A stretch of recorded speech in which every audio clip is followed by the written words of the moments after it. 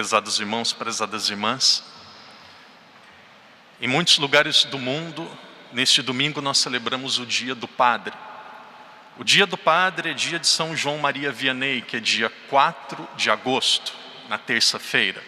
Como em muitos lugares nós não temos a missa diária, hoje é celebrado o Dia do Padre. Muitas pessoas me perguntam, principalmente aqueles que não são católicos, aqueles que não são cristãos, aqueles que não conhecem a igreja. Nós sabemos que a nossa sociedade de Macau, o número de católicos é muito baixo, aproximadamente 4% da população. Quando eu estou com os chineses, eles me perguntam, mas o que significa ser padre? Zhou San Fu Yao Mat Ye Zi. Ser padre tem qual significado? E aí primeiro eu tento ir por um caminho mais teológico, sentido verdadeiro do termo. O que é ser padre? O padre é uma pessoa tirada do meio do povo para servir ao povo nas coisas que são referentes a Deus. Mas as pessoas não entendem quando eu digo isso. Na terça-feira, se Deus quiser, nós teremos a missa novamente, o padre vai falar um pouco mais sobre isso. Mas se nós descermos para o concreto da vida mesmo, com 8 anos de padre, eu penso que o padre é uma pessoa que deve ser especialista em ouvir problemas e ajudar as pessoas a resolverem os problemas delas. Você não imagina, mas a pessoa que está sentada ao seu lado traz um problema muito difícil de resolver. A pessoa que está sentada ao seu lado traz sofrimentos no coração dela. Pessoas mais velhas, e muitas das pessoas mais velhas trazem sofrimentos e problemas com filhos. Quantos pais que não dormem por causa dos filhos? E hoje nós vivemos uma outra realidade, existem filhos que não dormem por causa dos pais. Existem casos que os filhos são convertidos, vão a Deus, e o pai é maluco, descabeçado. Tem pai que agora tem 50, 60 anos de idade, inventou ser jovenzinho, inventou ser adolescente. E aí o filho sofre com o pai e com a mãe. Então todos nós, sem exceção, temos problemas. Mas na maioria das vezes os nossos problemas não são tão grandes como nós pensamos. Os nossos problemas não são tão difíceis de serem resolvidos como nós pensamos. Liturgia de hoje vai nos falar sobre isso. Liturgia de hoje vai nos dizer sobre problemas e como resolver os nossos problemas. Segunda leitura, por exemplo, vai nos dizer sobre 7 problemas que as pessoas podem ter. E aqui nós estamos falando de coisas sérias, 7 problemas. E depois nós vamos para a solução. E aí você vai colocando a sua vida e aquilo que você está vivendo em comparação aos problemas que serão ditos. E aí você vê se o seu problema é muito sério mesmo ou não. Não estou dizendo que não é sério, mas aí nós vamos ver se ele é muito sério mesmo ou não. E depois nós vamos para a primeira, para a segunda leitura e encerramos no Evangelho vendo qual é a solução para o nosso problema. Primeiro problema, tribulação. O que é tribulação? Não sei, possivelmente não, mas imagine, não sei, possivelmente não, você nunca viveu a situação que eu vou dizer, mas você vai tentar visualizar e entender esta situação. Imagina você em um barco pequeno, no mar, no rio. Eu morei 2 anos na Amazônia, em uma cidade chamada Marabá, no norte do Brasil, um povo excelente, e eu andava de barco no meio do rio. Chega um momento que você só vê água, não vê terra, só vê água. Ali, se der um problema no barquinho, é rezar para ter um padre do lado, fazer uma boa confissão e ir para os braços do Papai do Céu. Não tem escapa, só água. Imagine você no meio deste rio, de repente começa a chover, começa a dar trovoadas, e o barco começa a balançar, e você percebe que as suas forças, a sua sabedoria, é menor do que o problema que você tem. O que é tribulação? Tribulação é quando você percebe que o seu problema já passou da sua capacidade, da sua força de gerir esta situação. Isso é tribulação. Tribulação é uma pessoa que está num leito de morte com câncer e o médico diz, eu te dou 1 semana. Como a senhora que eu fui visitar ontem à tarde no hospital. Eu tenho 1 semana, padre. Isso é tribulação. Segundo problema, angústia. Angústia é o desenvolvimento da tristeza. O que é a tristeza? A tristeza é uma dor que dói no nosso coração, mas ela passa. Essa semana eu tive momentos de tristeza. Tem uma pessoa que é próxima do padre e eu tive um certo desentendimento com essa pessoa. E eu fiquei triste, mas passou. Não lembro mais. Então a tristeza passa. Agora, o que é a angústia? A angústia é uma dor que criou raízes no nosso coração e não passa. É uma dor que está ali. Bate, bate, bate, não sai, não sai, não sai, não sai, não sai. Isso é angústia. Angústia é duro. Angústia é sangue na alma. É duro. Perseguição. Tribulação, angústia, perseguição. Veja, 2000 anos atrás, problemas seríssimos. Aqui não é a patinha do cachorro que machucou em casa, não. Aqui não é a unha que ficou encravada, não. Aqui é problema de verdade. Aqui não é goteira no teto de casa, não. Aqui é coisa de verdade. Perseguição. Quem já foi perseguido sabe do que eu estou falando. Quanta perseguição no mundo do trabalho. Quanta perseguição. Pessoas querendo viver corretamente. Pessoas querendo ser de Deus. Pessoas querendo viver valores nobres. E amigos provocando, humilhando. Às vezes falando mentiras. Às vezes acontece perseguição na família. Às vezes perseguição dentro de casa. Quem já foi perseguido sabe o que significa perseguição. Perseguição é algo que é humilhante, principalmente quando ela acontece injustamente. E agora nós vamos para outros 4 sofrimentos da vida que talvez aqui ninguém passou. Mas vamos ver e depois você vai avaliar a sua vida. Fome. Não estou falando vontade de comer cereal de manhã e a padaria está fechada e não ter cereal de manhã para comprar. Não estou falando disso, não. Não estou falando de ter vontade de tomar refrigerante e não ter refrigerante em casa. Isso não é fome. Fome é não ter o que comer. É não ter o que comer. É não ter um pouquinho de farinha, é não ter pão, é não ter nada. Já passou fome alguma vez na vida? Eu nunca. Eu, quando era criança, os meus pais pedagogicamente compravam um alimento e fazia: Daniel, você tem a sua irmãzinha, reparte, metade para você, metade para ela. Eles podiam comprar 4, 2 para cada, todo mundo ia ficar feliz. Não, 1, metade para você, metade para a irmãzinha. Eu sempre pegava a faca, cortava um pouco maior para o meu lado, mas era 60% para mim, 40% para ela, porque eu era maior, eu era mais velho, era justo. Justo nada, malandragem. Mas isso não é fome. Fome é não ter o que comer. Isso é fome. Vamos adiante. Nudez. Alguma vez alguém aqui já passou o problema de nudez? De não ter roupa? Não ter dinheiro para comprar roupa? O que nós temos de mais íntimo é o nosso corpo. Nem doido sai na rua pelado. Ninguém faz isso. Alguém já teve esse problema? Ah, padre, você está falando coisa de outro mundo. Não, está aqui, ó. Está na Bíblia, tudo coisa da Bíblia, não é coisa da minha cabeça, não. Nudez, alguém já passou isso? Não, ninguém. Perigo. Alguém aqui já se viu em perigo? Perigo mesmo. Por fim, espada. Alguém já colocou uma espada na sua cabeça? Alguém já colocou um revólver na sua cabeça? Alguma vez você já correu risco de morte, principalmente por amar a Deus, por ser católico? Abrindo um parênteses, vocês escutam, depois vocês esquecem. Não sei se eu vou ter coragem de fazer o que eu estou falando, mas se um dia eu tivesse a graça de ouvir, se você disser que você é cristão, eu te mato, ia ser o maior presente da minha vida.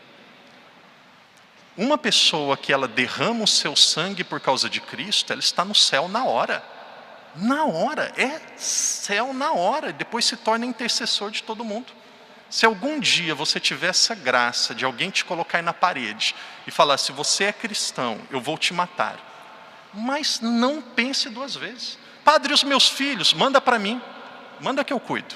Pode mandar, manda que eu cuido. Se eu souber que alguém aqui se tornou mártir, e tem criança para cuidar, manda para mim que eu cuido. Pode mandar, eu gosto de criança, tem muito asilo aqui, a gente dá conta. Tribulação, angústia, perseguição, fome, nudez, perigo e espada. A Bíblia fala sobre isso. Qual que é a solução? Qual que é a saída? Qual que é a resposta para os nossos problemas? Primeira leitura nos diz: todos vós que tendes sede, vinde à nascente das águas. Quem que é a água viva? Quem que é a nascente das águas? O que Jesus disse à samaritana? Vinde a mim e beba desta água que você não terá sede mais. Água viva é Jesus. Quando Jesus estava na cruz, o seu coração foi aberto e jorrou sangue e água. O sangue que representa o batismo. Desculpa, o sangue que representa a Eucaristia. A água que representa o batismo. Segunda leitura: quem poderá separar-nos do amor de Cristo? O que é o amor de Cristo? Fica a pergunta e daqui a pouco eu respondo. Evangelho. Evangelho nos mostra a multiplicação dos pães. Nós poderíamos meditar sobre a multiplicação dos pães e vemos duas lições deste Evangelho. Quais são as duas lições da multiplicação dos pães? Jesus se importa com as nossas necessidades materiais. A multiplicação dos pães aconteceu porque um menino, uma criança, ele deu 5 pães e 2 peixes? Não, ele deu tudo. 5 pães e 2 peixes é só um número. Não, ele deu tudo. Se ele tivesse 30, ele tinha dado 30. Então o menino deu tudo, não ficou nada para ele, ele deu tudo. Então essa é o ensinamento do Evangelho, mas vamos ir mais a fundo no Evangelho. Todas as vezes que a Bíblia fala sobre pão, a Bíblia não está falando sobre pão.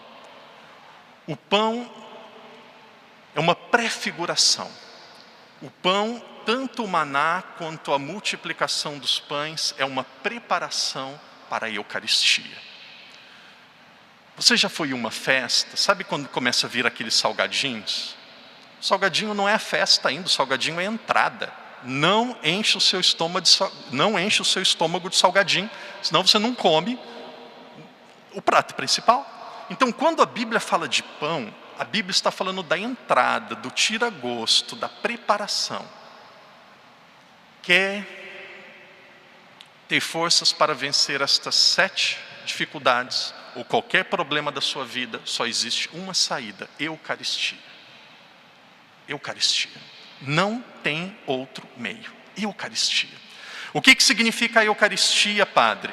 E as pessoas muitas vezes de ouvir explicações diferentes e muitas vezes de querer entender com o seu próprio pensamento, muitas pessoas pensam que a Eucaristia é a última ceia vindo aqui no nosso meio e acontecendo de novo. Não é isso.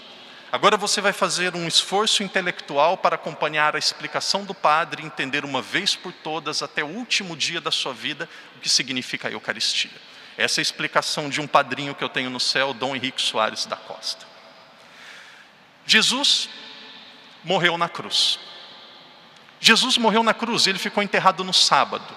O que aconteceu no domingo? No domingo vem o Espírito Santo. Imagine uma bomba de encher bola de criança. Vem o Espírito Santo quase com uma bomba e começa a encher Jesus. Enche, enche, enche. O Espírito Santo enche. O que acontece com Jesus? Ressuscita. O que acontece com Jesus? Está vivo de novo. Jesus ressuscitou por si mesmo? Jesus foi enchido por si mesmo? Não. Quem ressuscitou Jesus? Quem encheu Jesus? Se vocês não entenderam, eu vou parar. O Espírito Santo. Espírito Santo. E onde que Jesus está hoje? Está lá em Jerusalém? Não. Jesus está no céu. Como que Jesus está no céu? Jesus está no céu da mesma maneira que ele se apresentou a Tomé. Jesus está no céu glorioso e Jesus está no céu chagado, machucado. Então é assim que Jesus está, glorioso e chagado. Jesus está no céu, glorioso e chagado. O que é a Eucaristia? A Eucaristia é a presentificação de Jesus. O que significa a presentificação? Jesus sai lá do céu, chagado e glorioso, e vem aqui para a terra. A terra sai de onde ela está, sobe e encontra-se com Jesus chagado e glorioso. O que é a Eucaristia? A Eucaristia é o encontro da terra com Jesus chagado e glorioso. Como que isso acontece? Isso acontece através da ação de 3 pessoas ou 3 realidades diferentes. Isso acontece primeiramente através das palavras de Jesus. São as palavras de Jesus, a palavra da última ceia. Isto é o meu corpo. Isto é o meu sangue. Primeiro, para a Eucaristia acontecer, nós precisamos das palavras de Jesus. Nós vamos um pouco adiante, nós precisamos da igreja. Porque as palavras de Jesus, elas são ditas na igreja. Elas são ditas agora. Se eu chamar o seminarista Adriano e falar para ele: Adriano, diga estas palavras que está no missal do fundo do seu coração com muita fé, e digo a ele, não acontece nada. Não acontece nada. Se eu escolher um de vocês, alguém mais santo do que eu, colocar ali e fala: Sênio e Antônio, e pego vocês aí, qualquer um, e falo: vem cá, diz as palavras. Pode dizer, não acontece nada. Nada, é pão. Pode pegar e comer, é pão. Precisa das palavras da igreja. Mas isso não basta. Precisa o Espírito Santo. Existe um momento na missa que se chama epíclise.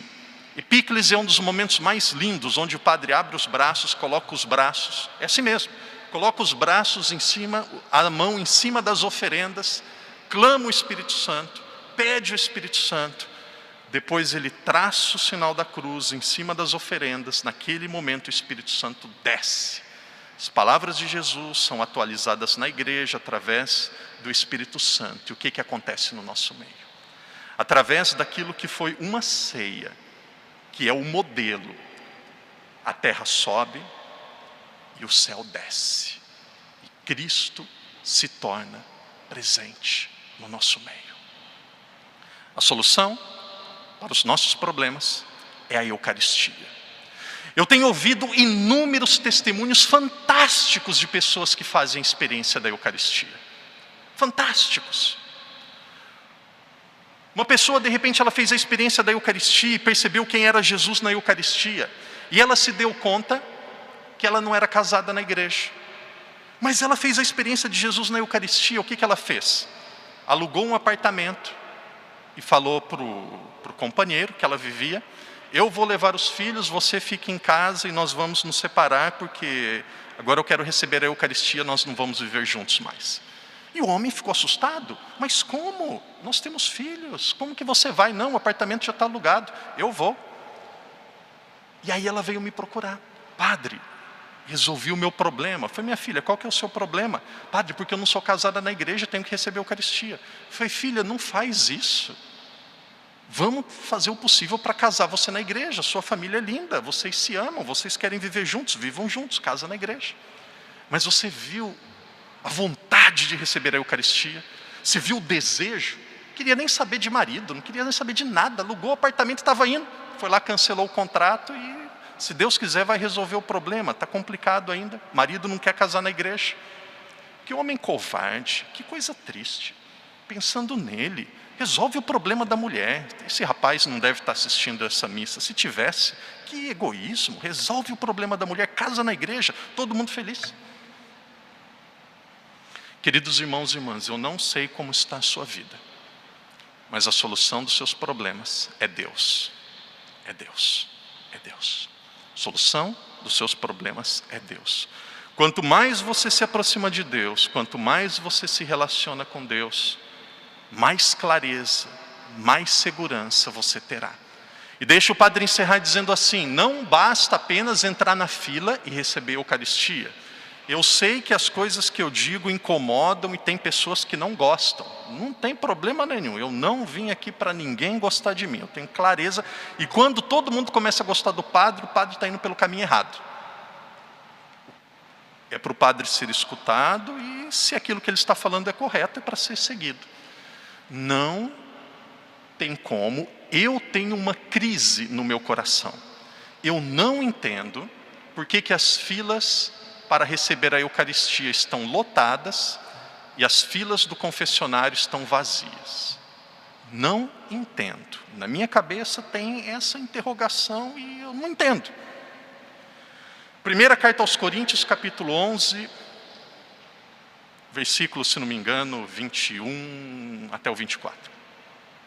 É por isso que existem muitos doentes, muitos tristes, muitos condenados, porque recebem a Eucaristia sem distinguir a Eucaristia de outro alimento. Recebem a Eucaristia em pecado grave, e recebendo a Eucaristia em pecado grave, estão recebendo a sua própria condenação. Se você está vivendo um pecado grave, se você está vivendo algo que é contrário aos ensinamentos da igreja, isso pode acontecer com qualquer um. Ou você faz uma boa confissão e resolve a sua vida, ou você não recebe a Eucaristia. Porque senão, não vai dar certo. Digo do fundo do seu coração, como um amigo falando, como um pai. A nossa casa, de tempo em tempo, precisa de uma boa limpeza. A nossa alma é como uma boa casa. Também precisa. Padre, eu morro de vergonha de confessar. É um ótimo sinal. Imagina se não tivesse vergonha. Aí já teria desandado de vez mesmo. Aí já estaria bagunçado de vez. É para ter vergonha. Agora, mais vergonha do que confessar, é para ter vergonha de pecar. Agora, se alguma coisinha saiu do lugar, gente, chega um momento da nossa vida que nós precisamos cortar com alguns pecados de estimação. Chega alguns momentos da nossa vida que nós precisamos cortar com aquilo que está nos cortando de Deus. Procure um padre. Morro de vergonha do padre Daniel. Não tem problema, tem outros padres. Não quero me expor. Vai para outra paróquia. Mas, querido irmão e irmã, a Eucaristia é tudo. É tudo, tudo, tudo, tudo, tudo. E a Eucaristia é o próprio Cristo que merece uma casa aconchegante, o nosso coração. Que Deus nos ajude a olharmos para os nossos problemas e saber que existe alguém por nós. Existe Deus. Não existe problema, dificuldade nenhuma maior do que a presença de Deus na nossa vida. Que Deus nos ajude a amar a Eucaristia mais do que tudo e todos. Que Deus nos ajude a Eucaristia e o próprio Deus será fonte da nossa alegria, da nossa segurança. Que Deus nos ajude a dar o tudo pelo tudo. Que Deus nos ajude a recordarmos que o ser humano não nasceu para o conforto. O ser humano nasceu para a grandeza.